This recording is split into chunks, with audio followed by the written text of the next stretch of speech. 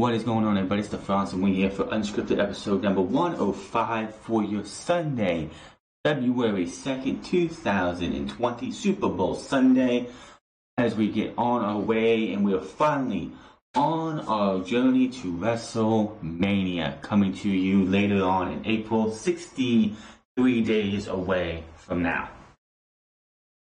Of course, the Royal Rumble is in the rear view mirror. We are on our way, of course, to WrestleMania. We have one match set already.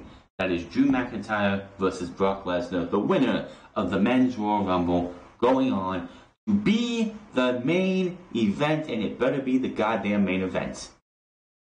Also, we have the Women's Royal Rumble, which saw Charlotte unceremoniously take out Shayna Baszler and remove her from the Rumble. We have some news coming out of the Rumble we'll get to in a little bit after we get to Raw, SmackDown, AEW, and NXT, that this was not the original plan. The two winners we got were not the original plan. And why Vince changed his idea, he changed his plans, because of course only Vince can be the one to change the plans, and my thoughts on the Women's Royal Rumble and who should have won, and why Vince McMahon changing it to what we got was an absolute mistake. Of course, we go look at Raw, AEW, NXT, and SmackDown for the week. Monday Night Raw, we had start off with Drew McIntyre. He comes out, he's blunt, he says, basically, a lot of people like to, jerk the chain like Charlotte does later in the show, where she's like, well, I'm going to challenge for a championship, but I'm still thinking about it. Not Drew McIntyre. This guy comes out and just immediately says, I want Brock Lesnar. I don't want The Fiend, I want Brock. I want to Claymore his head off, I want to take the WWE Championship, and I want to be WWE Champion. So we are looking forward to that. He takes out both members of the OC who are not injured, Gallows and Anderson, which I don't know why WWE wants to continue to do this. You have a tag team called the best tag team in the world. You had them beat the Viking Raiders not once, but twice. You had them beat them twice. Once in a gauntlet match to determine the so-called best tag team in the world, which of course is a shot at AEW, because AEW has the Young Bucks, Lucha Bros, Santana and Ortiz, who lay claim to being one of the three best tag teams in the world. So WWE's like, nah, you ain't got a trophy that says it. But so he takes them out, embarrasses them, and makes them look just like losers. AEW is just one of those things that WWE cannot get out of their heads. Vince McMahon, you can tell just by the way things have gone since Survivor Series. Survivor Series had NXT put over Raw and SmackDown to be known as, hey, this is a third brand, this is a legit brand. And things gone the way they have lately. Before Survivor Series, and AEW would have gotten that TV deal, that TV extension after a month, I guarantee you NXT was either A, not going to be at Survivor Series, or B, was going to be taken out and dropped and maybe win one match. Maybe win one match, and that would have been Leo Rush retaining, I think Leo Rush was the champion, yeah. Leo Rush retaining the Cruiserweight Championship. That would have been the only match NXT would have won. Going to the Royal Rumble again, Vince McMahon is one petty motherfucker. We had the Men's Royal Rumble, which last year, I swear we had Aleister Black, who was still on NXT. Ricochet, wasn't he in the Royal Rumble last year? Johnny Gargano, Adam Cole, and I think there was one or two more other ones. So a good portion of the Rumble was from NXT. This year, Keith Lee and Matt Riddle. That was it. You named 27 spots in the Royal Rumble. Of course, a lot of us speculated Kane and Cain Velasquez. Those did not come to fruition. Thank God. Of course, Edge was going to be in there, so that was number 28. Then WWE decides we're going to take out Otis and Tucker.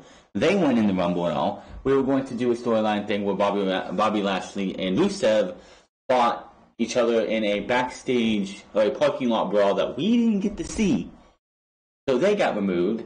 So we got MVP, we got Keith Lee and Matt Riddle.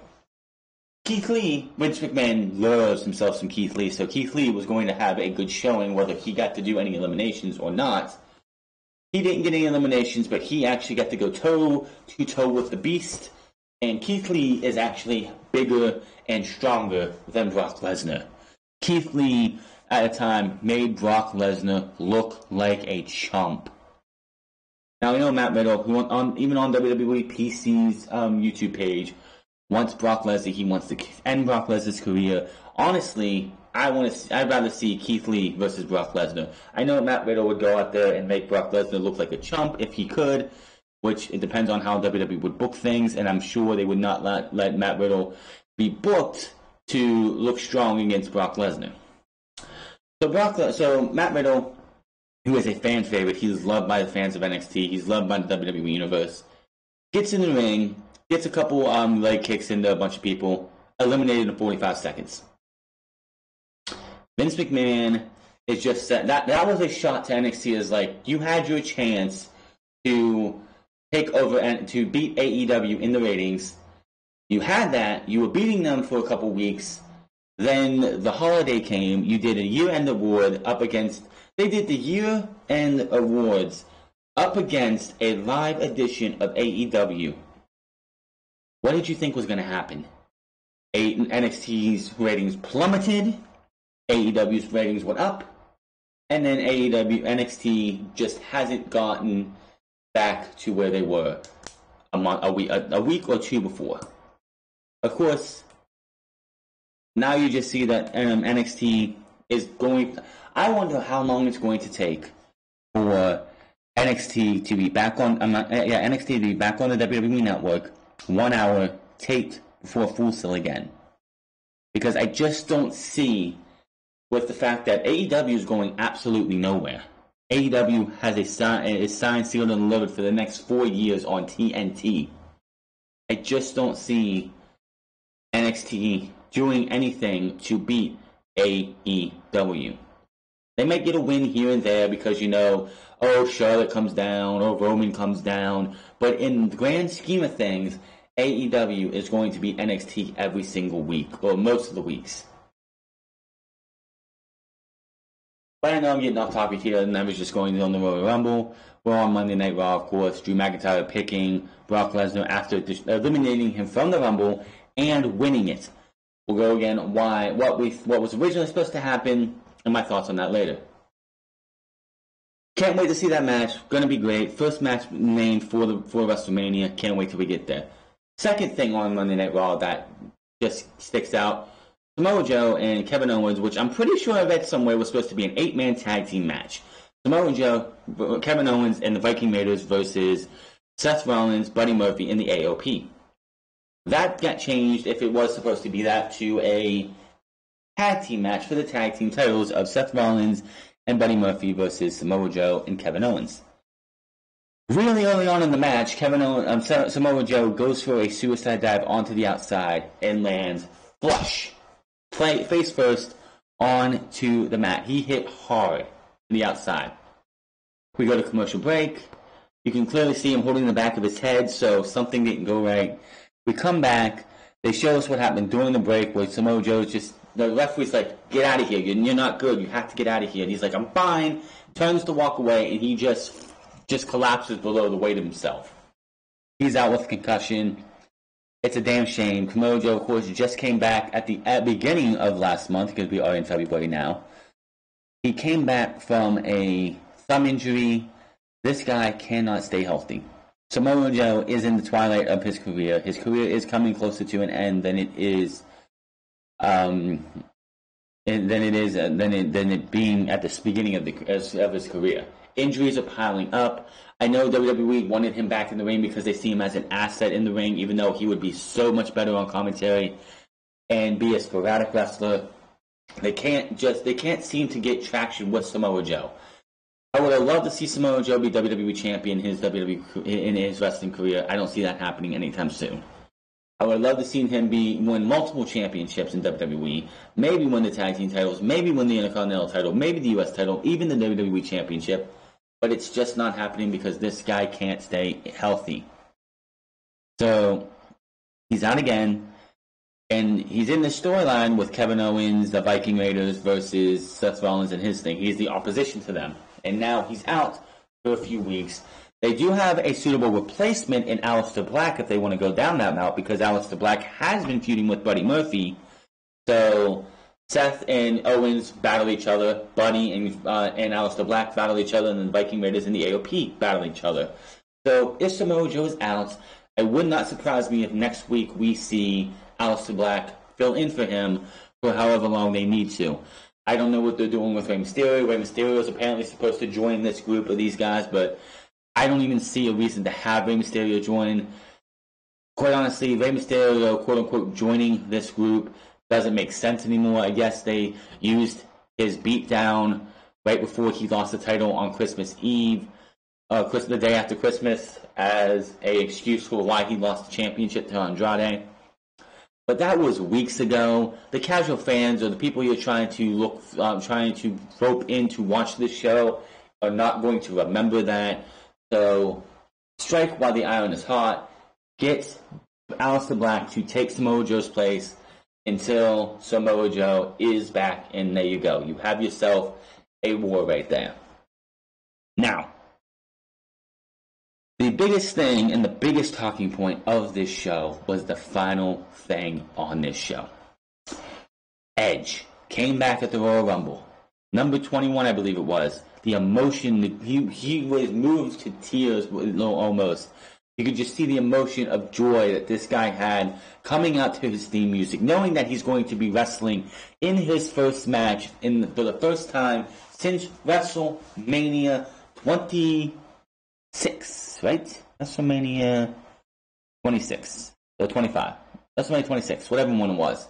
The one where he won the title, he defended against Alberto Del Rio in 2011. So, yeah, about 9 years ago. So, I'd say WrestleMania 25 or 26, one of those 2 years. Anyway, that was his final match. Yes, he hit a spear against Elias, which, yes, if Edge was not cleared to do any kind of things, any type of wrestling maneuver, the spear you saw at SummerSlam that he did to Elias in Toronto would have never happened. You have people who sent messages to Brian Alvarez on Wrestling Observer Live earlier this week, saying, "Isn't it kind of convenient how Edge is all of a sudden cleared to be in the ring when AEW, like AEW and all this shit?" And it's like, no, it's not convenient. Edge would have never been allowed to go do a spear if he wasn't medically cleared. He has been cleared since at least August. They just wanted to keep his return secret, and it was the worst kept secret. Yes, Edge decided he wanted to go out there and say, "Hey, I'm at home with the family because Beth is going to be at Royal Rumble calling the Women's Royal Rumble match. So I'm going to be at home with the kids." We all knew that was bullshit. Everyone knew he was coming back. He denied. In my opinion, if you continue to deny, 9 times out of 10, you're lying through your teeth. The best bet to do is just to sit there, zip your lip, and move on. Don't go there and don't you want to deny. You don't want to deny. You just want to pretend and just let this stuff go by. Because if you don't answer people, then if you don't add smoke to the fire, then the fire won't be there. But Edge is in the ring. He's telling us what it took to get back here, how much he wanted to come back on his own terms, to finish his career on his own terms, which I will never take that away from anybody. Do I want to see Edge be a full-time player who's going to be there all the time? No. Is he going to be? No, absolutely not. He's going to be an attraction. He's going to be there more than you see a Brock Lesnar or somebody else like that. But he's not going to be somebody you see week in and week out, which that's the way it should be. You don't want to. There is such a thing as too much of a good thing.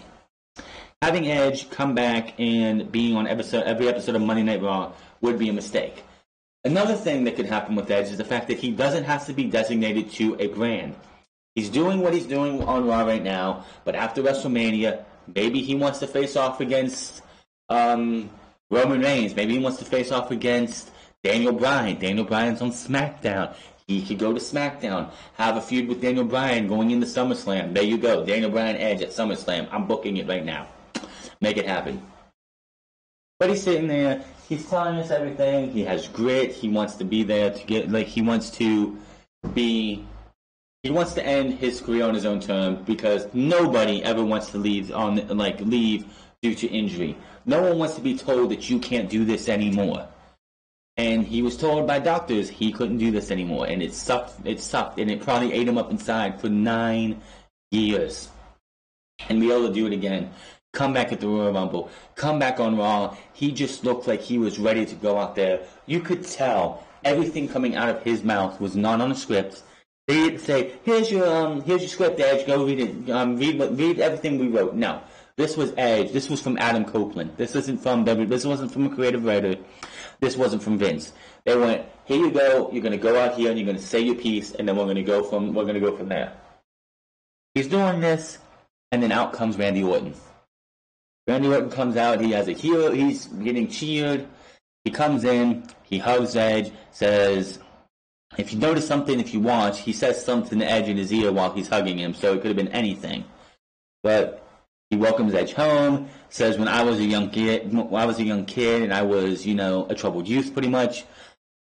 I was digging holes that I couldn't get myself out of. You were the only guy to pull me out.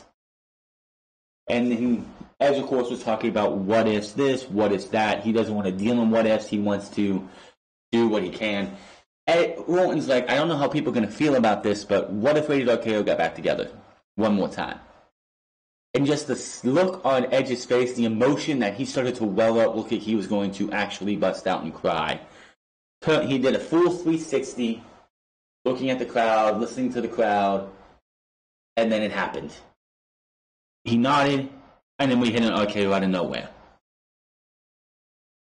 Yes, I was like, it's about time Randy went back to the Randy Orton that is perfect. Randy Orton, as a babyface, never works. It never fucking works because he is a natural born heel. He grabs a chair, whacks him on the back. Edge is like, oh, my neck, like, oh. I'm just loving this. Nothing from the announcers, nothing from Byron Saxton, who's on commentary again, nothing from King, nothing from Tom Phillips, who took over Vic Joseph's spot. But he's just complete silence. And then Randy takes the chair, opens it up, and goes to place Edge's head in the chair. And the crowd, the reaction the crowd gave was of disgust and fear. That Randy Orton's going to kill this guy. Randy Orton's going to go out there and he's going to commit murder on television. He's going to either murder or paralyze this guy for life. That, of course, didn't happen. He gets on the top rope. Then when he gets on the ropes and sits there, the shriek of fear hits again. Because it's like, he's really going to do this. He's really going to try and kill this guy. He thinks about it. He drops down, pulls Edge's head out, and you're like, okay, it's over. But it wasn't. He leaves the ring, looks like he's going to leave, runs all the way around, grabs 2 chairs, even though I don't know what was wrong with the first chair, could have used that, of course, slides one under Edge's head, raises the other one up, concerto. Absolute beauty. He slumps down, sits down, and Raw goes off the air with Edge just in a state of helplessness. Now, of course, after the show went off the air, they showed Randy Orton getting escorted away by referees. They get a stretcher job. They take him to the back. He's asking for Natty. Where's Natty? She tells her to call Beth. Ray gets on, you have all these men and women, around him. My question is, where the hell are you when Edge was being assaulted by Randy Orton? I can understand maybe the RKO in the first chair shot, but where the fuck was, Rey Mysterio? Where was R-Truth? Where was Kurt Hawkins and Zack Ryder? Where were all of you when Randy Orton went to do the concerto and whacked him with the concerto? Where were all of you? You could have had Rey Mysterio run down. You could have had all these guys run down to chase Randy Orton off, but you didn't do it. You didn't. You let Randy Orton sit there. You sat there and did not do a damn thing to help Edge. You have all these people worried about Edge. Is he okay? Is he going to be all right? And you see in this stretcher job at the end, when they get to the back, you see every single person who should have been out there to stop Randy Orton to just not show up. Where the hell were all of you? No idea. Now, this, of course, is leading to Edge versus Randy Orton at WrestleMania. Perfect opponent for Edge to make his comeback at WrestleMania. I was getting Shawn Michaels, Triple H vibes from this. The 2002 feud where Shawn Michaels came back and had a no-holds-barred match. Or what was it? A no-holds-barred match, an unsanctioned match against Triple H. But earlier in the feud, Triple H was in the ring cutting a promo when someone stopped him and said something to him. He runs to the back, and out in the parking lot, Shawn Michaels is a bloody mess, as if somebody attacked him. And for weeks, a couple weeks I think it was, Triple H was wanting to find out who did this. When it turns out that they had video footage that they enhanced somehow, which, okay, in 2002, alright, and it turned out to be Triple H. That led to the match, like Shawn Michaels' first match back, and which he won. Just the attack and everything felt like that was WWE taking that beautiful piece of storytelling and doing it here. Only instead of us wondering who attacked Edge, we know immediately who attacked Edge, but we don't know why. Why did Randy Orton hit that RKO? Why did he use a chair? Why did he come close to attempting murder or paralyzing Edge for life? Why did he stop, and why did he hit a concerto? All of those we will probably know next week. So Monday Night Raw, the only good parts of Raw were Drew McIntyre promo, and of course the F5 afterwards, and then Edge getting obliterated by Randy Orton. I give WWE credit for that. That ending to Raw was the best ending in Monday Night Raw in a decade, at least. Now, AEW. Wednesday night, a week after Jericho Cruise, a week after we had one of the best sets, or one of the best atmospheres in a long while, on TNT. We had Jon Moxley, of course, be the number one contender, comes out, cuts a promo, he pretty much promises the AEW World Heavyweight Championship. The Inner Circle come out, and it's kind of funny because after every episode, it seems like Ortiz always does something, and AEW's Twitter page puts up a clip of a part where he fucked up, and it's always one of those, and this is the moment where he knew he fucked up. Last week it was Luchasaurus when Ortiz did the Tiger style of Luchasaurus and then ate a headbutt or a kick to the face. This week he comes up to Jon Moxley and is like, "This time you're not escaping New York, Kurt Russell, for whatever fucking reason. I don't know what the reference is." And it was at this moment he realized he fucked up. And then, of course, he gets a headbutt, DDT, and then Jon Moxley goes to war, fighting not just the Inner Circle, but the Inner Circle and guys and brothers or mates of Santana and Ortiz. So he's brawling with all of them. Referees and security get in between all of them. And Jon Moxley and Chris Jericho is going to be one awesome main event at Revolution. We have no traditional WWE pay-per-view this month.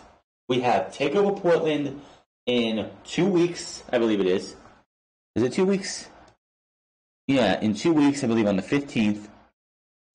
And then, on the 15th, but on the 16th.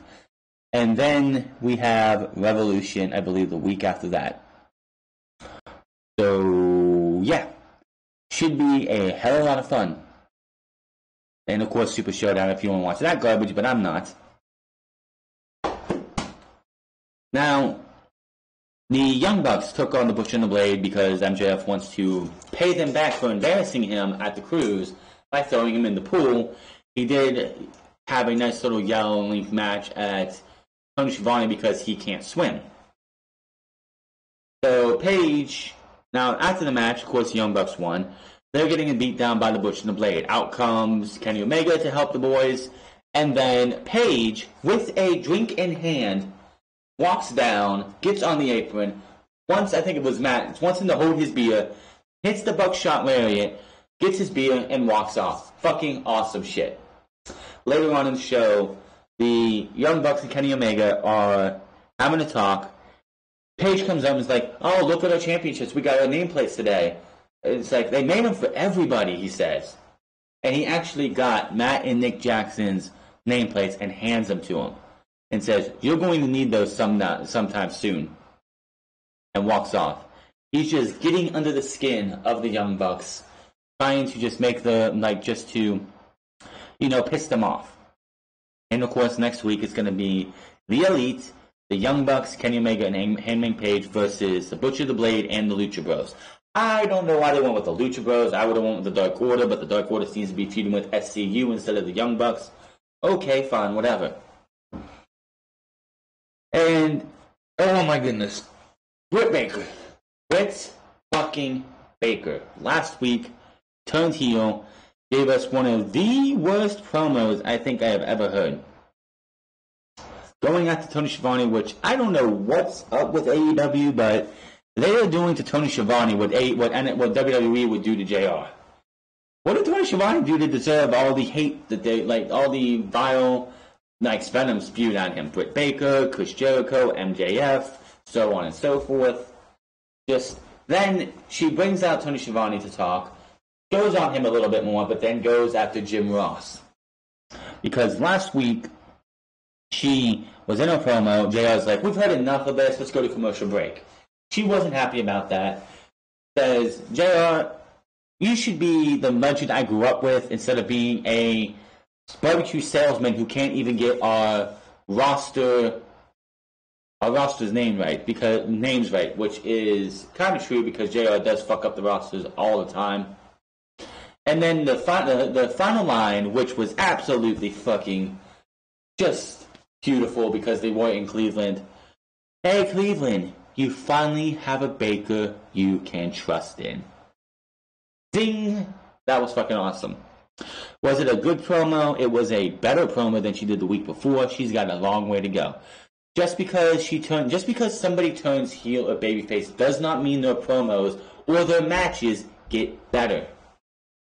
When we get to her, because she's facing Yuka Sakazaki next week. First time we've seen Yuka Sakazaki since Fyter Fest. Why have we not seen Yuka Sakazaki since Fyter Fest? Because multiple reasons. One, she is probably still contracted to Stardom or wherever else. I also think it has to do with the fact that Riho was not as over at Fyter Fest or the first pay-per-view that they did. Like when we saw Yuka Sakazaki the first two times, or the second time after the first one, she was more over than Riho has ever been over. But I think they kept her away because fans were getting behind Yuka Sakazaki when they wanted to push Riho. Riho needs to lose that women's championship at Revolution. I don't give a fuck if it's Nyla Rose. I don't give a fuck if it's Britt Baker. I don't give a fuck if it's Chris Statlander, Kushida, whoever. Whoever Riho puts that title on the line against needs to beat her. Riho has been the worst women's champion of all time. And not just AEW. In all of professional wrestling.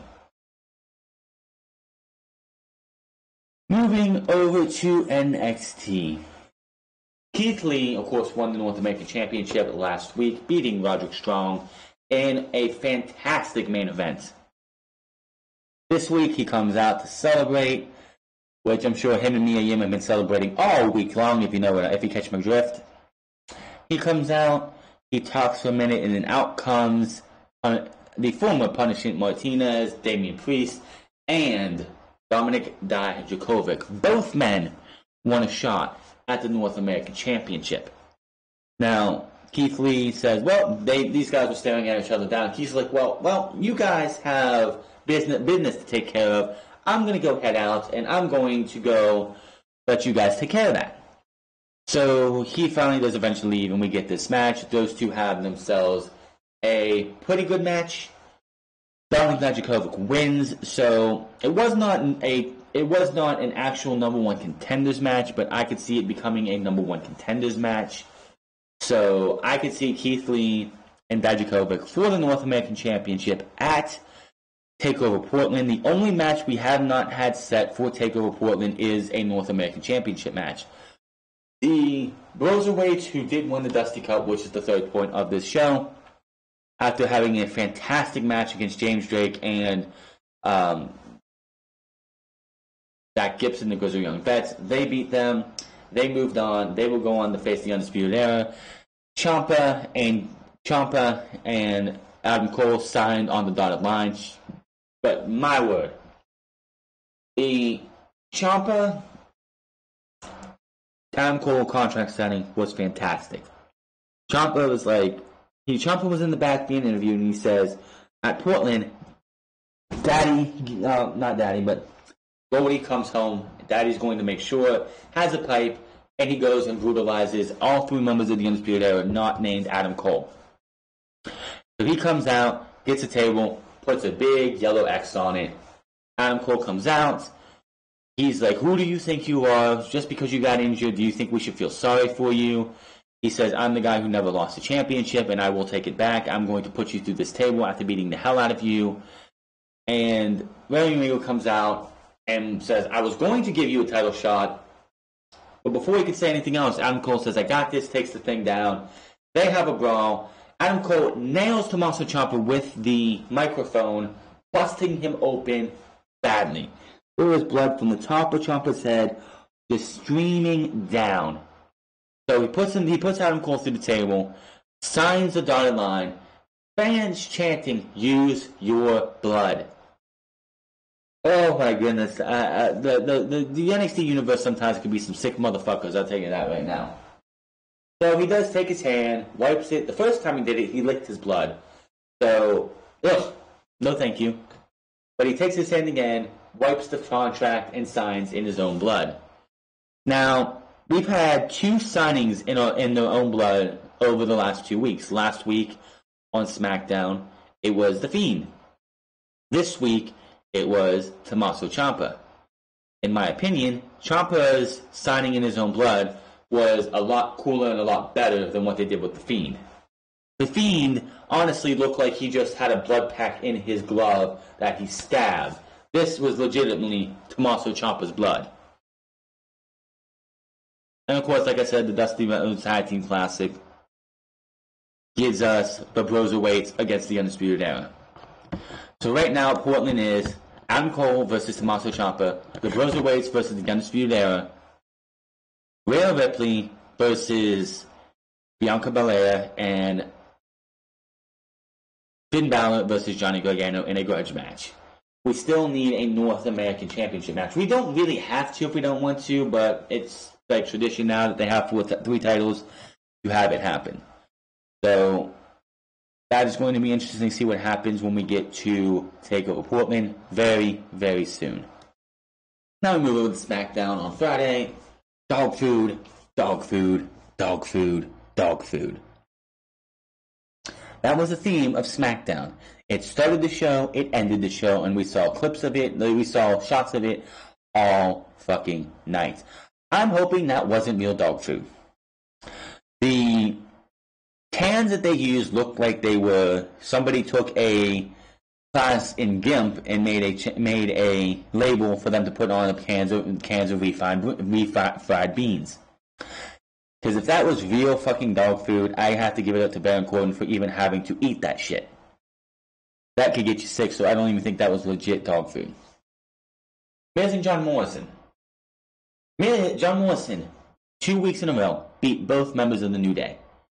The Miz, if I'm correct, beat Kofi Kingston. Why did these two have to go in a fatal four-way to win a title shot at Super Showdown?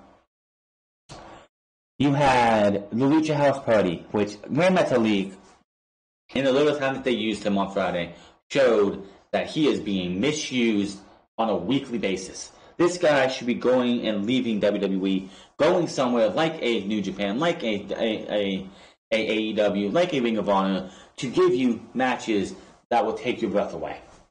He was that fucking good in the time that you got to see him. Heavy Machinery. What has Heavy Machinery done? Nothing. The Revival. What have they done? Nothing. What happened to this change that the Revival said they were going to go through? They said they needed to make a change. There hasn't been a change. What happened to them being a comedy tag team? That didn't happen, thank fucking God, because that would have killed their credibility completely. And by the way, we will talk about that in a second. They did ask for the release, and hopefully they'll be getting it in very soon. Let them go, Vince. Just let them go. But yes, Miz and Morrison win a pointless, predictable, fatal four-way tag team match to go on the Super Showdown to possibly beat the New Day or come within a cunt's hair of beating the New Day, losing by hook or by nefarious means to lead to a match at the Elimination Chamber. Bayley. Oh, Miss Bayley. She comes out, she gloats about beating Lacey Evans. Says she's beaten everybody, and she's no Charlotte's gonna pick her. So just come out and get it over. But it wasn't Charlotte who came out, it was Naomi. Yes, we have a pay-per-view in March. It's called the Elimination Chamber. Yes, the only match that's made for WrestleMania, that should be made for WrestleMania for the women's division for SmackDown, must be Sasha Banks and Bayley. No ifs, ands, or buts about it. Which is another reason why the Royal Rumble should have went to somebody other than Charlotte. We'll get to that in a minute. But Naomi comes out, they has fights, and it looks like we are going to see Bayley take on Naomi. Of course, Naomi is a former two-time SmackDown Women's Champion. The last time she had the title, they put glow bars around. They put glowing stuff around it so it could glow in her entrance thing. So if she ever wins it again, they're going to do that. But I don't see that happening. She's just a placeholder to get us to WrestleMania. And then again, fucking dog food as the Usos and Roman Reigns beat the King and his cronies to make Baron Corbin be covered in dog food. Fox paid $1 fucking billion for dog food. I want to know how much of a fetish Vince McMahon has. Does he actually get off? Does he go back? Is he back there while this dog food shit's going on, just jacking off to this shit? Seriously, who the fuck wants to sit there and watch dog food be a device in wrestling? Give me a fucking break. This was disgusting and something that WWE just needs to get off their shit about. Give me a fucking break. Let's move on here as we do Monday Night Raw. The ratings: Raw, SmackDown, AEW, and NXT. Raw, Monday Night Raw's post-Royal Rumble edition of Raw featured follow-up from Sunday's big pay-per-view with the Hall of Famer Edge returning for the Red Brand for the main event. Segment with Randy Orton drew an average of 2.402 million views on the USA Network, according to Showbuzz Daily. This is up 1% from last week's Raw, which was 2.380. This has got to be one of the worst Raws after the Royal Rumble. This is the best since December 30th, which drew 2.439. The post-Raw episode of Raw for the Rumble is traditionally one of the highest rated shows of the year. Last year's post-Rumble drew a 2.772, topping this year's number by 15%. If that doesn't show you that the ratings are on a steep decline, I don't know what else to tell you. Vince McMahon, your show is going downhill, and it's going to continue. This year, it was a 2.4. Next year, it could be a 2.1. The year after that, a 1.9. These ratings are going to continue to drop because people are going to continue to stop watching. Until Vince McMahon is gone, this is going to continue to happen. So Monday Night Raw usually has the boost. They get between 2.7 to 3.0 every single year. But this year it just didn't happen. One, I think Charlotte winning the Rumble did hurt them. Two, they had Edge. And the first hour drew a 2.541. The second hour drew a 2.441. The third hour drew a 2.224. That's a drop. That is a drop. of over 317 or something like that. 317,000 viewers from hour 1 to hour 2, hour 3. Last week it dropped from 2.548 to 2.101 from 1 to 3, so it's not as big of a drop as last week. But still, not looking good for WWE. So Monday Night Raw, going to be one of those things that they fluctuate. This is the WrestleMania season, so yes, ratings are going to be up higher than they will post-WrestleMania when they go into that WrestleMania lull or the post-WrestleMania lull. The WWE might not have an off-season, but their creative goes off-season for sure after WrestleMania. Oh, by the way, when did Liv Morgan and Lana happen? That was the third hour, wasn't it?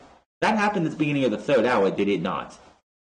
And the ratings dropped in that third hour. Hey Lana, I think you need to get off your delusional high horse and get back into catering where you belong. AEW and NXT. Of course, this is week 17 of the quote-unquote Wednesday Night War. This has not really been a war outside of about 3 weeks. AEW drew 828,000 viewers on TNT, topping the 712 viewers garnered by NXT on the USA Network by 16%.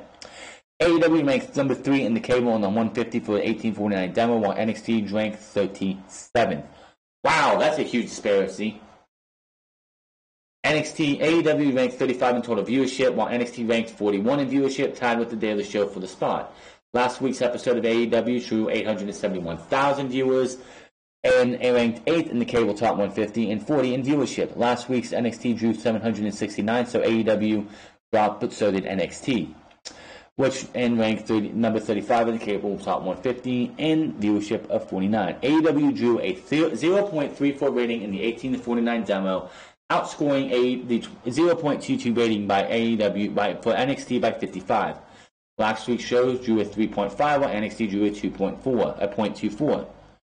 This is the lowest AEW viewership of the year so far, and the lowest since the December 17th episode, which drew 795,000 viewers. This is also the best spot on cable top 150 that AEW has had since their debut. It's the end of January. Not too many shows on Wednesday.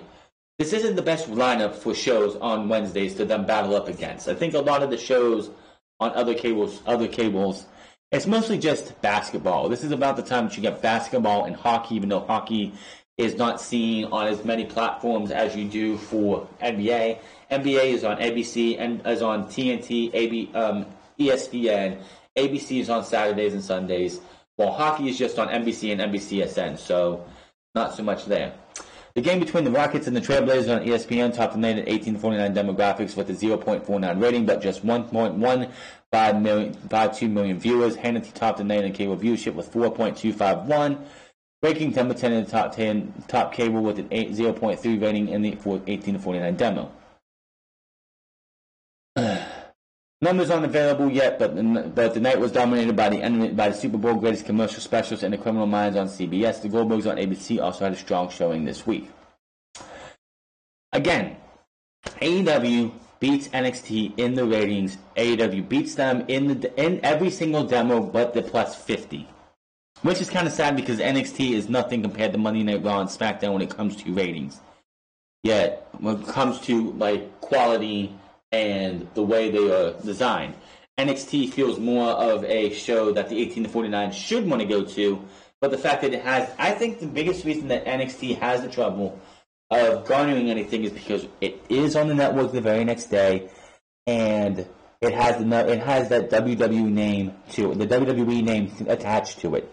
If NXT was its own independent promotion or its own independent entity away from WWE completely, I think it would have a little bit, and it was not run by Vince McMahon at all. Vince McMahon had no fingerprints on it at all.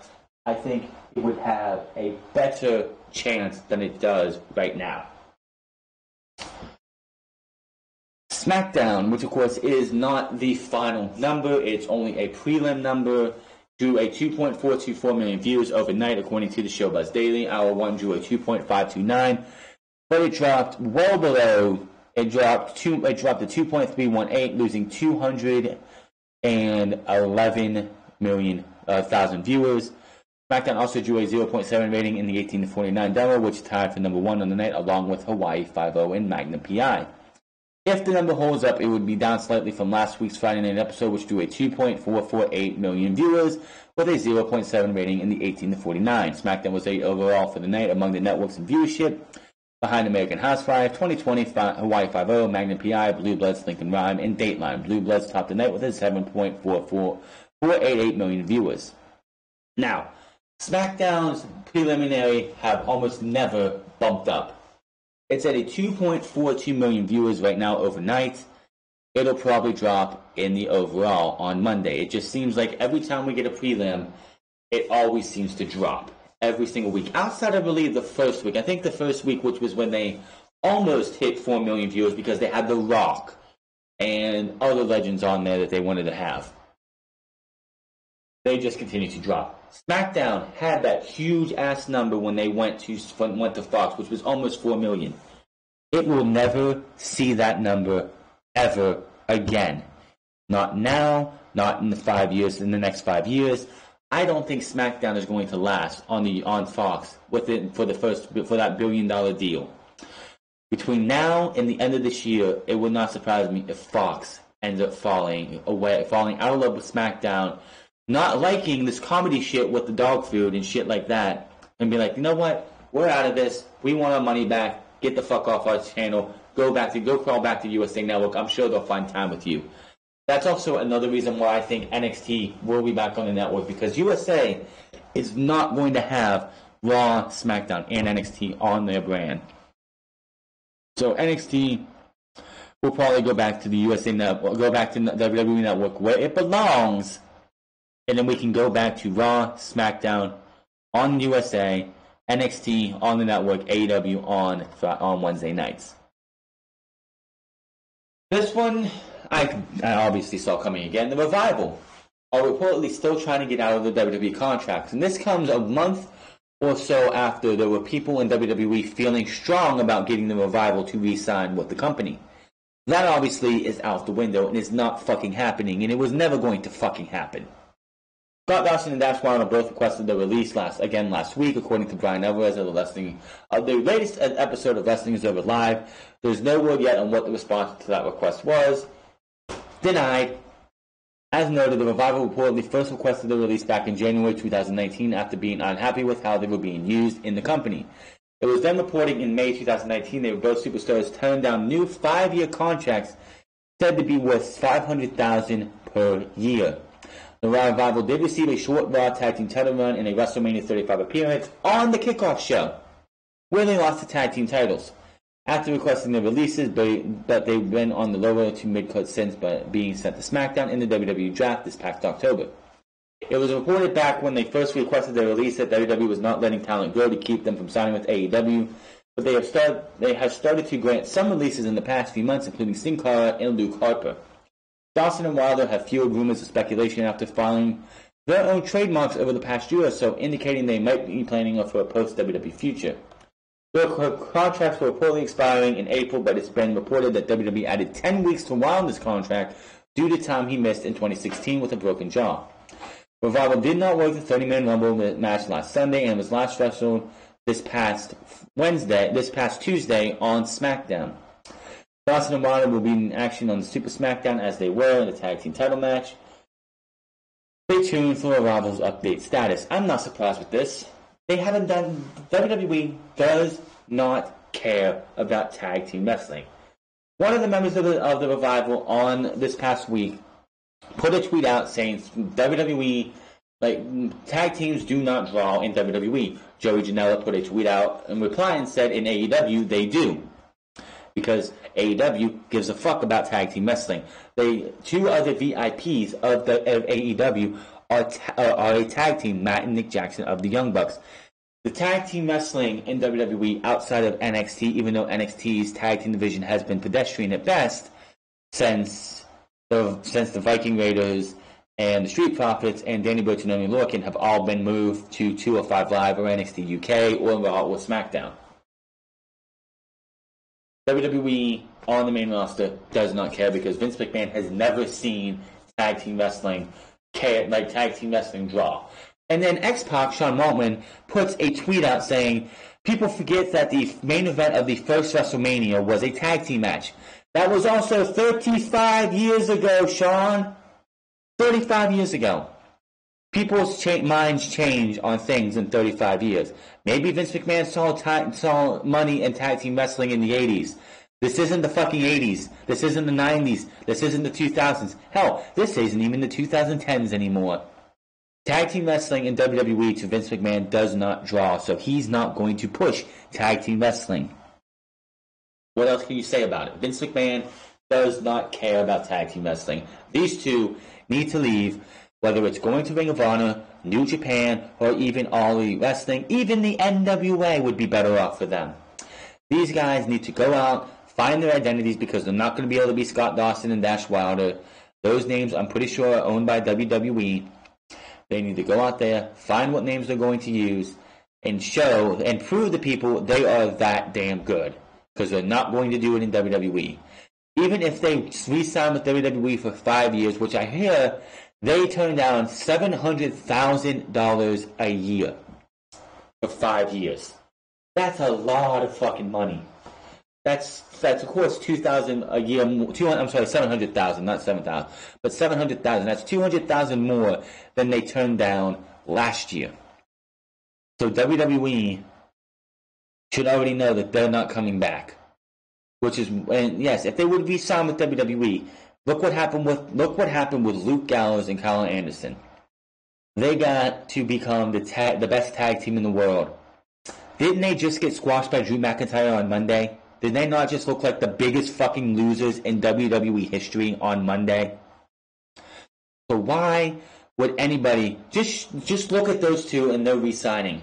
They won the tag team titles for a minute, lost them to Braun Strowman, I believe it was Braun Strowman and them. No, they lost them to the Viking Raiders, if I'm correct. Somebody lost them. They lost them, and they've just been AJ Styles sidekicks ever since. What else can you do? Just use the team of Luke Gallows and Carl Anderson to say, if we re-sign with WWE, that's going to happen to us. That's going to happen to us, and we'll just be the laughingstocks of WWE. And if I was the Revival, I wouldn't want that. The Royal Rumble matches, we just talked about them a minute ago. Vince McMahon made changes to plans for the 30-man Royal Rumble match and the 30-woman Royal Rumble match because he wanted to create, in quotations, stronger main events for WrestleMania 36, according to the Wrestling Observer newsletter. The WWE chairman and CEO likely made those changes in the last week leading up to the event. In creative plans leading up to last week before the Rumble, WWE had Roman Reigns and Shayna Baszler scheduled to win the two matches. Charlotte Flair and Drew McIntyre ended up winning it. McIntyre vs. champion Brock Lesnar has been officially announced for WrestleMania, while Flair is rumored to be challenging Women's Champion of NXT, Rhea Ripley. Let me get this straight. I agree with the Men's Royal Rumble. Having Drew McIntyre win was the right call. Having Roman Reigns would have been the worst thing you could have done for that man. You have fans on his side, but did you not hear when Roman Reigns walked out to the ring? It was 50-50. It wasn't all cheers. It was 50-50.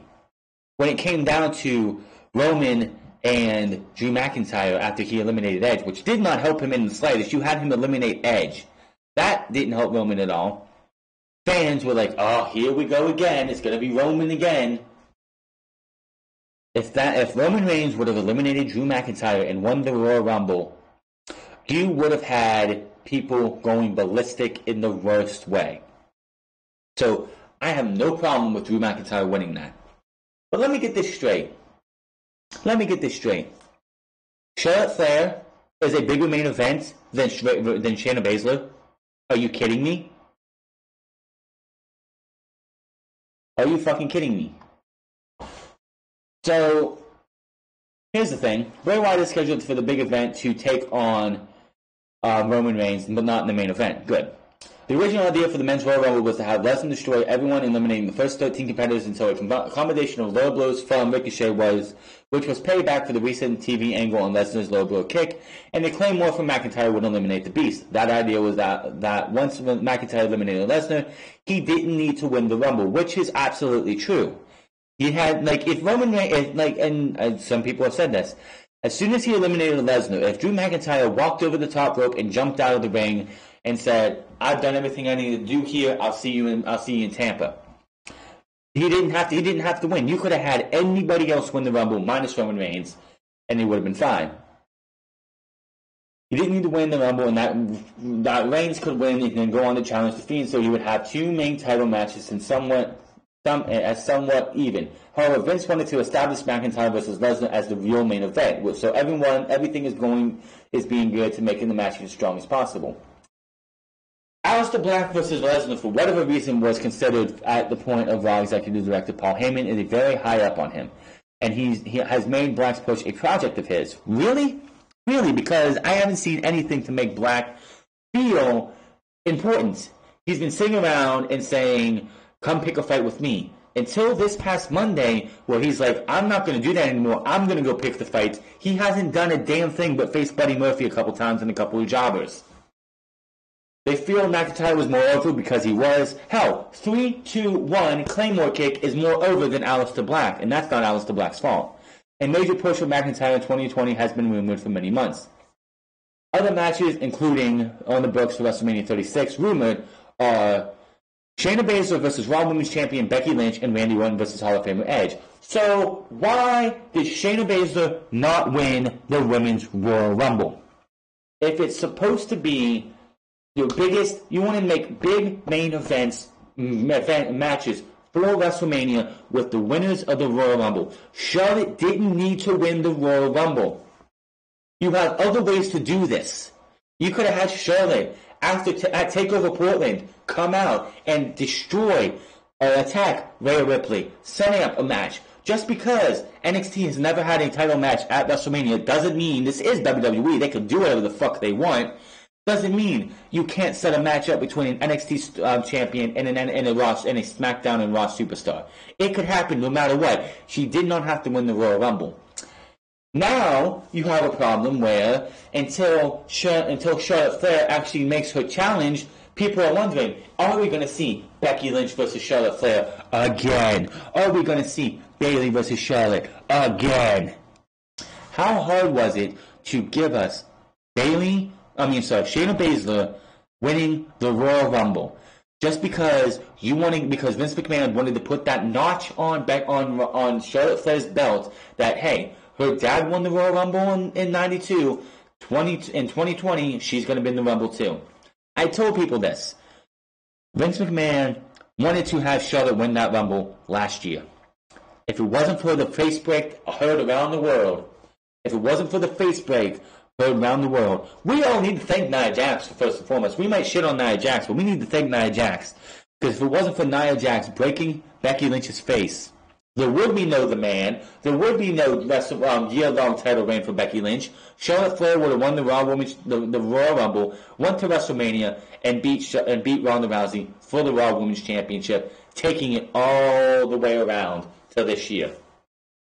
But since Becky got so hot and the face break around the world happened, Becky Lynch got hot, so they had no fucking choice but to put her as the Royal Rumble winner. If things don't go in a certain way, Charlotte wins last year, Shayna wins this year. But because Vince McMahon had to hold it off one more fucking year, he went out there and said, fuck it, we're going to give it to Charlotte. How does Charlotte Flair winning the Royal Rumble help this division? It doesn't. Shayna Baszler would have made a huge impact on this division had she went out there and won the Royal Rumble, setting the record for the first 3 Rumbles at 9 because of her fucking stupidity, and I'm pretty sure Charlotte had something to do with it too. Charlotte Flair, I'm probably sure, had something to do with the fact that she won the Royal Rumble. She has political pull back there because of her name. Charlotte Flair might as well be called Charlotte McMahon because she gets treated just like one of their own. So if your plan is Shayna Baszler versus Becky Lynch, why the fuck did she not win the Royal Rumble? How are you going to have Shayna Baszler come around and even, there's nothing they can do now. This was the in to get Shayna Baszler versus Becky Lynch.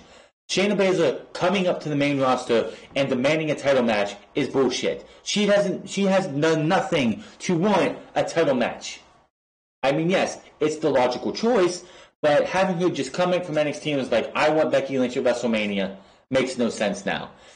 Having her go out there and winning the Royal Rumble was the way to go, and you fucked it up because your ego to make sure that your goal to have Charlotte Flair be a 17-time champion and try and match every single accolade her father got. It's pathetic. And it took what could have been a huge moment for NXT and a huge moment for the women's division and threw it and ripped it up and burned it down. It's pathetic. And now Shayna Baszler is going to get a title match that she has not earned and she doesn't actually deserve now. I'm sorry. Shayna Baszler versus Becky Lynch should be the way they go, but since they decided not to and not have her win the Royal Rumble, she doesn't earn, unless they have a Battle Royal or something on Raw that has Raw and NXT superstars in it, and Shayna Baszler wins that way to go to WrestleMania to take on Becky Lynch. Nothing she does between now and WrestleMania is going to earn her a title shot. I want to see how they get her to WrestleMania because as of right now, they don't have any way of doing it. You had the Royal Rumble and you fucked it up. Way to go, Vince, you stupid piece of shit. Update on Raw announce team as Tom Phillips replaced Vic Joseph on Raw announce team this week. Byron Saxton also returned to the Raw announce team this past Monday. WWE originally went with Joseph to the announce team along with Dio Madden this past September. Madden was removed from the team weeks later and returned to the WWE Performance Center to resume his training for an in-ring career. Meltzer reported in the latest edition of the Wrestling Observer Radio that while the decision to have Phillips replace Joseph permanently was made in the last week, Saxton had been scheduled to return for the third member of the team while Jerry Lawler was originally only slated to be a member of the team for a short period of time. However, that has changed and he is there for the longer term. Phillips has been battling with an illness this past week, but still called both the Royal Rumble and Monday Night Raw. He commented on the return to Twitter saying, I'm sincerely grateful to everyone inside and outside of WWE that have supported me. Thank you. I don't know why WWE did what they did. I don't know why Vic Joseph got removed. There was no reason that he should have been removed. You took away Vic Joseph, who was young, who was fresh, who was new, and you keep Jerry the King Lawler. Jerry the King Lawler, who has the worst jokes, he is a pervert who's sitting on Monday Night Raw, bringing out sexual jokes that this is a kid's program, and he's going out there and he's like, he's making sexual innuendo jokes towards Kelly at the Royal Rumble. Doesn't know who fucking Bianca Belair is. Doesn't know who fucking Shayna Baszler is. Doesn't get why Bianca Belair does that thing with her hair. That's her fucking gimmick. Yeah, you get rid of Vic Joseph, who did a fucking a good enough job to be on Monday Night Raw. But here we go. It's we have Tom Phillips, who I have no problem with. Byron Saxton, who just sucks at what he does, and Jerry the King Lawler. So Monday Night Raw, within the matter of a week, went from okay to terrible. Okay to terrible. I don't know what else to say. I'm hoping that somebody wakes up and smells the morning coffee and gets Jerry the King Lawler off of there. Wasn't it a couple months ago Jerry King Lawler says he didn't even want to be on commentary? So why is he? Why doesn't he say, hey, look, Vince, I don't want to do this. I don't feel comfortable doing this anymore. I don't want to be there anymore because I'm not with the times. I'm older and I just want to go and do my podcast stuff. I want to be an ambassador to WWE. I don't want to be on commentary. So either he lied on his podcast, or he's just doing this because he likes the money. I don't know what to tell you, but the Raw commentary team absolutely sucks outside of Tom Phillips. It does. This has been a long time coming, but Marvin Allo recently appeared on TSN 1040 with Donnie and the Moj to discuss the Bells Let's Talk Day in Canada, which raises awareness and fights stigma surrounding mental illness in Canada. Morrow has been talked publicly about his mental illness for a few years now, revealing that he suffered from being bipolar. This radio appearance was Morrow's first public comments on why he left social media following the incident with Corey Graves during WWE Survivor Series weekend back in November. As noted, Graves tweeted shots at Morrow's commentary during the TakeOver War Games 2019 event. which led to Mauro Ranallo missing the Survivor Series pay-per-view and the next day, and the NXT taping that week. Graves later issued an apology on his After the Bell. That was not an apology. That was not even close to an apology. But the tweet is still live. You put out one of the worst fucking apologies I have ever seen or heard somebody say. I bet you he hasn't even talked to Mauro Ranallo himself. I bet you he hasn't even come up to him and apologized to him personally. Isn't it convenient that Mauro Ranallo wasn't on commentary for Worlds Collide? Is it kind of convenient that Mauro Ranallo was nowhere near Minute Maid Park or anywhere near Royal Rumble weekend? Kind of convenient, don't you think? Mauro noted that the radio appearance that the past year was one of the hardest of his life between his schedule, turning 50 years old, and spending a significant amount of money for mental health treatment. He also revealed that he was hospitalized in the late summer of 2019 at UCLA, and is continuing intensive treatment when he's not on the road for work. When he isn't traveling for WWE or Showtime, Mauro visits a center where he attends various treatment classes, which runs from 10 a.m. until 5 p.m.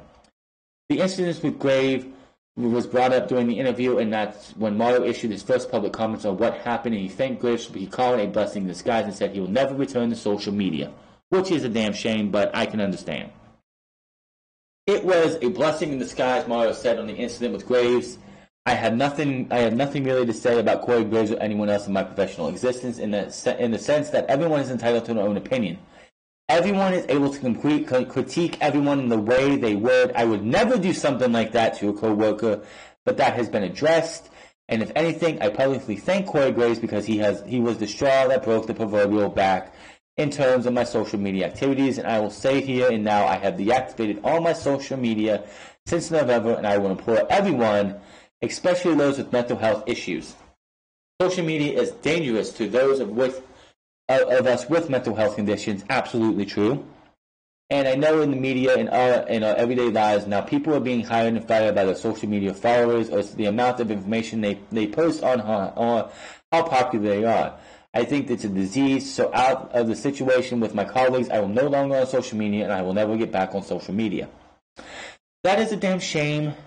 Mauro Ranallo, it's always great to see all the positive messages you read out there.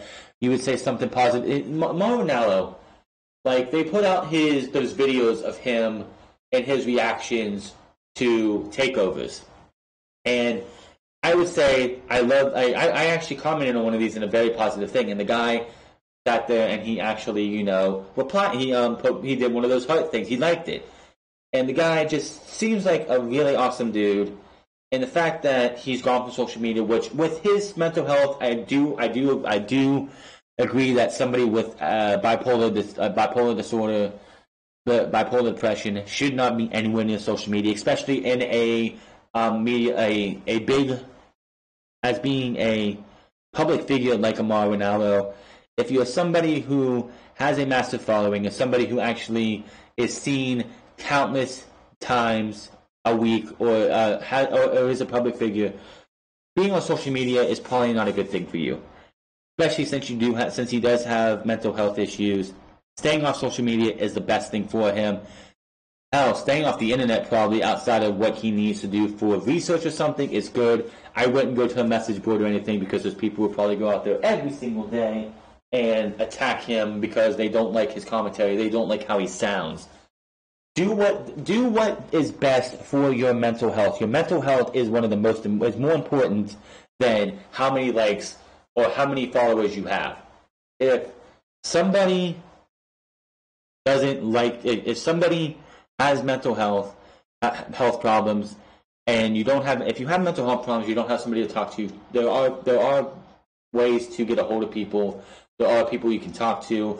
We've had so many people in this country alone take their own lives because of these diseases, and just don't do something that's going to hurt you in a mental way. Just do what you can to be positive around those around you, and surround yourself with those who want to be in your life and try and bring you up. Don't be around people who want to put you down.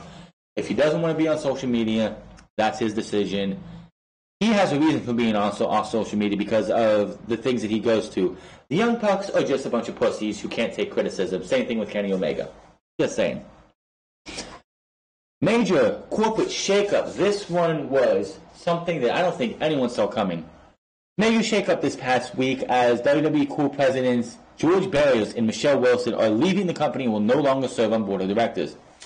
Frank A. Riddick III also has been on WWE's board more than 11 years, has been named the interim chief financial officer while the company searches for a permanent CFO and chief revenue officer. Riddick will report directly to chairman and CEO Vince McMahon. Vince McMahon commented on the shakeup, "I would like to thank George and Michelle for their 10-plus years of service and contributes to organization." Vince said, "I am grateful for all of that was accomplished during their tenure, but the board and I decided a change was necessary as we have different views on how best to achieve our strategic priorities moving forward." Basically what he's saying is they have their numbers for the fourth quarter of last year, and they are not as high as they want them to be. They were not as high as they predicted. We'll find that out next Thursday. Next Thursday is going to be very interesting for WWE. We have a deep team of talented, experienced, and committed executives across the organization, and the board and I have great confidence in our collective abilities to create compelling content, engage our global fan base across the platforms, increase revenues, and drive shareholder values. Barrios was first hired in March 2008 as WWE CFO. Wilson was first hired in February 2009 as Executive Vice President of Marketing. They both worked their way up through the company and had roles in the launch and development of the WWE Network. The timing of the shakeup is interesting as WWE will report its fourth quarter and full 2019 financial results on Thursday, February 6th, which will have full coverage of the report on the investor call. Yes, I will. Now, this is big and crazy news for WWE. It's just it is very suspicious that this was done on Thursday. This all happened on Thursday, I'm pretty sure. Yeah. The fact that this happens a week before the full report of 2019, the fourth quarter and the full report, obviously the revenue is going to be down from 2018. No doubt about it. You don't fire your co-presidents of WWE, your CFO, and your vice president of marketing, and you don't fire these two high-end positions and don't have replacements right away if things are going well. WWE is in a world of hurt coming, and I guarantee you next week. There have been a lot of speculation and some conspiracy theories about why Barrios and Wilson are gone, but word is that the main reason they're out is that they and Vince had completely different visions as how WWE could generate revenue, new and existing revenue, moving forward. One employee joked to PW Insider, "It's never going to be Vince McMahon who loses that argument because it is his company." Most of WWE employees, just like about everybody else, are said to be very shocked by the departures. If there was something specific that led to the departures, it has been kept extremely quiet and wasn't something being talked about openly within WWE. PW Insider speculates that something happened that led to an immediate blow-up in departures because the announcement wasn't held for the weekend when most companies releases their negative news with the hope that it was forgotten about by the time the next week rolls around. One WWE employee speaking under the condition of anonymity said all work that they were aware of was pretty much ground to a halt when the announcement was made on Thursday as everyone was shocked by the news. Another employee said it was the most shocking day they could have recalled since the horrible day in 2007, which of course would be Chris Benoit's triple murder. When WWE fired 10% of its workforce, we noted yesterday that that both Barrios and Wilson have been responsible for the development and launch of the WWE Network, and there was a lot of feeling of what happens now on Thursday in regards to projects and strategies underway, including the planned launch of the tiered network in the first quarter of this year. While the other noted that if the company survived from after Linda McMahon left and after Shane McMahon resigned in 2009, that the WWE machine won't stop rolling for anyone's departure. I would have to say, yes, they say that it won't start rolling for anyone's departure, but I guarantee you the day Vince McMahon is gone, this place is going to go crumbling down a lot further than this. One rumor going around is that Barrios and Wilson were pushing for WWE sales to a larger company such as Fox or Disney, which Vince was against. Another rumor going around that has been shot down is that the departures had something to do with Wilson and Barrios pushing back against Vince's relaunch of the XFL League next month because, well, Vince McMahon and Alpha Entertainment the Alpha Entertainment, which owns the XFL, is a different entity to the WWE. PW Insider added that the reality of the departure is that working for Vince is always an extremely hard job, one that can be almost impossible if you're personally aware of your work and if he's not happy with the results. These aren't the first executives to climb the company ladder only to see the run come to an end when Vince isn't happy. These departures were just shocking because of who Barrios and Wilson's were and what they've done with the company. It's noted that Barrios and Wilson both had their quirks, but were well-liked within WWE and were thought of one as a calming presence against the larger-life personality of Vince McMahon. Now, of course, yes, the earnings will be the earnings call with the investors could be very interesting due to the shakeup. Barrios and Wilson usually handle the majority of those calls, but there's no word yet on if Triple H and Stephanie McMahon will have a larger role with them this time. They're both usually in the room when the calls are being done. Now, this was such a huge shock that Wall Street is reacting to the news of WWE co-presidents being fired. The stock opened at $45.41, down 27% from its closing price at $62.31 on Thursday. It had rebounded to $48 as of Friday. The stock does not run on Saturdays and Sundays, so it will be interesting to see where this number heads on Monday. WWE CEO Vince McMahon said that Barrios and Wilson were being removed from their positions due to differing philosophies on how the company grows. Now, this is how bad this gets. WWE loses more than $1 billion in market cap, with it being down 21.57% on Friday, closing at 48.88 per share. The high on Friday was at 51.33. The low was 45.10. Company stock tanked in hours after trading on Thursday after the Wilson and Barrios departures. When now stocks is trading down to 0.29% in 48.74 the market trading. The sudden drop in WWE stock has picked up several mainstream media outlets, including CNN, the New York Post, NBC, Yahoo, and local media outlets in Stamford, Connecticut, where WWE HQ is located. Bloomberg noted that more than $1 billion in market value was lost with the stock drop on Friday. This drop was WWE's biggest decline in almost 6 years, sending the shares to their lowest level since May 2018. The last time WWE had any drop like this actually was in November of 2018 when WWE wanted to go to Saudi Arabia. It was in Saudi Arabia right after Jamal Khashoggi was murdered by the Saudi Arabian government. And they went from $97 a share to like $75 a share. I guess that's not as big of a drop, I guess, to them. But the shakeup brought multiple downgrades on Wall Street as multiple analysts said they have lost confidence in WWE's financial projections. That right there is not good news for WWE. If multiple analysts say they have lost confidence in WWE's financial projections, that could mean a lot of bad things. If we get to Thursday and the 2019 financial year is lower than predicted, WWE stock could spiral out of control to where it goes down to less than $20 a share. Thursday, next week when I'm back on here for 106, WWE could be in a world of hurt financially. This is going to be one of the worst things that could happen to WWE. Had they not fired Barrios and them until after the financial callings, they probably would not be in as bad of a hurt. The thing, coming into halfway through 2018, WWE's market share shares was $97 a share, and they were coming close to $100, and then it just fell and has fallen and is now $48.88 as I record this now. Could you imagine what happens on Thursday if WWE reports a financial loss? They predicted it to be up here. And yes, they're getting $1 billion from Fox and NBC Universal, which is, of course, Disney now with Fox. But what is going to happen if that didn't do enough to recoup what they lost over the year? The house shows are down. The pay-per-view numbers are down.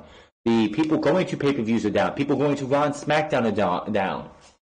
Them going to NXT being on the USA Network. NXT on the USA Network is probably losing the money. WWE is going to be in a world of financial hurt coming into this year. Coming into Thursday.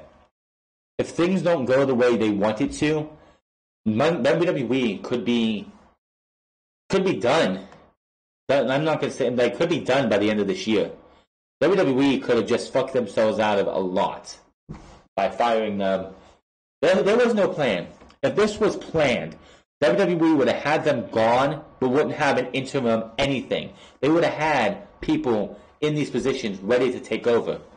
It would have said these two are leaving and being succeeded by these individuals, but that didn't happen. WWE is going to be in trouble, and it's their own fault. CNN Business noted that the analysts at Morgan Stanley, Loops Capital, and Evercore ISI all lowered their price targets and ratings on WWE stock on Friday. Due to the corporate shakeup, it was noted that the WWE officials need to figure out a plan to get fans excited again as we approach WrestleMania 36, or the stock price may be pinned to the mat for the company. Television ratings have crumbled, while engagement metrics across the company's other business units have followed linear TV ratings down. Fans have continuously complained about the quality of the company's content, wrote Lightshed Partners analyst Brandon Ross on Friday. He continued, content needs to improve at WWE if the company is going to be investable. And no matter who comes to take the place of the former presidents, the burden of improving the content sits squarely on Vince, who has held tight control of the creative at WWE for decades.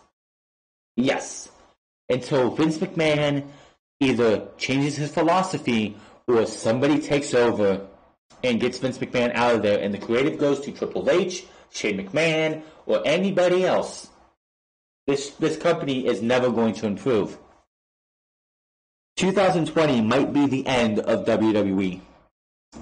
If something doesn't change in WWE, if the fans don't get at least half of what they want when it comes to WWE content, WWE could be done by the end of this year.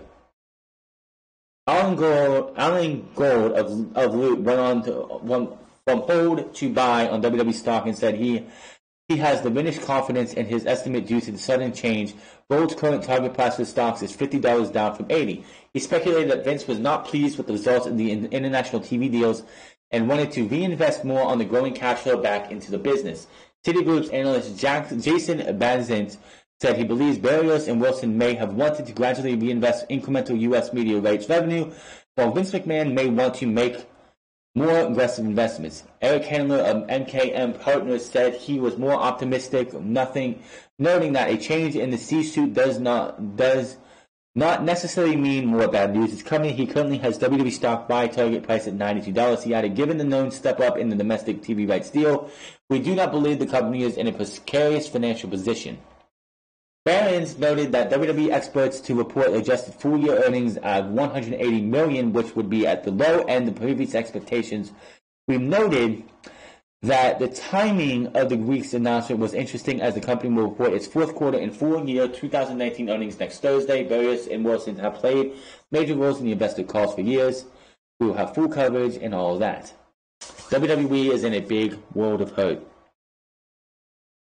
I've seen it from gaming companies when they put out their full years and they're down slightly. They're not up where they want to be. They're down. They don't hit their target demographic. Their stock drops every time. If WWE does not hit their target prediction where they say, oh, they're going to make $200 million, they predict to make $200 million in 2019, and they don't hit that, their stock is going to drop. If their content doesn't get any better, people's faith in WWE. How long is the board of directors going to allow Vince McMahon to bring this company down to just bottom of the barrel contents? How long until WWE's board of directors how long does WWE's board of directors have confidence in Vince McMahon before they go, we've seen enough. You don't have it anymore, Vince. We have to change. We have to vote you out.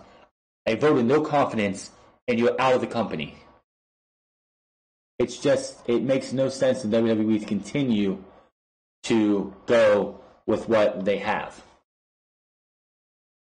So that is just something I have to leave off on. I have other things to go over, but it's nothing really big.